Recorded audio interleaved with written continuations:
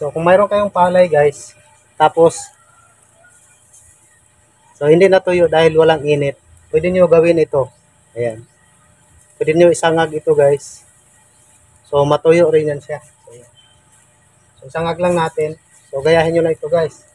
Kasi pwede na yan siya, ibang pamamaraan para ma-dry ang palay.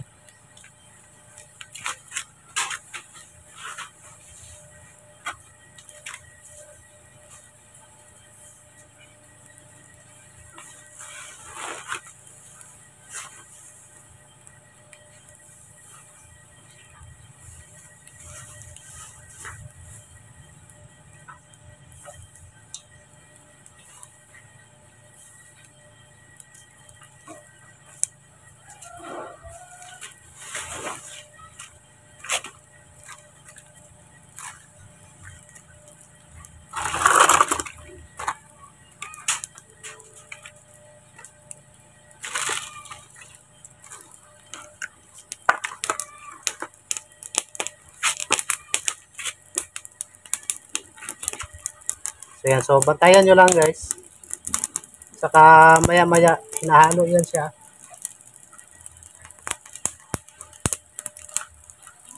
Para pantay ang kanyang ano.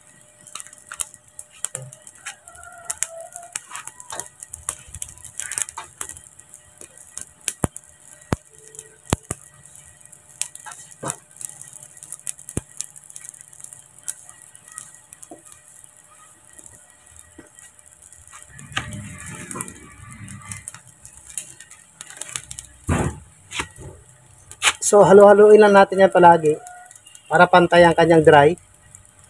Ayan. So ganito lang gawin nyo pag walang init. So maganda rin guys yung ganito.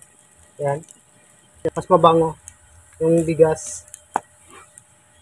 Lalo na pag ganito sinasangag yung palay na hindi pa dry.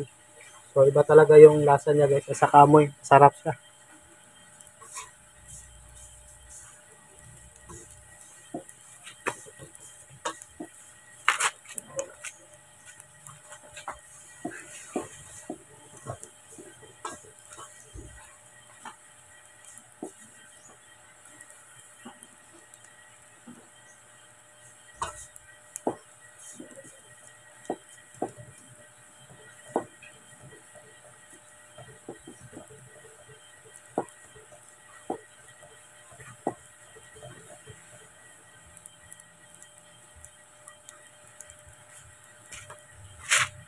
So yan. So okay lang ito guys, yung yung pangkonsumo lang siya.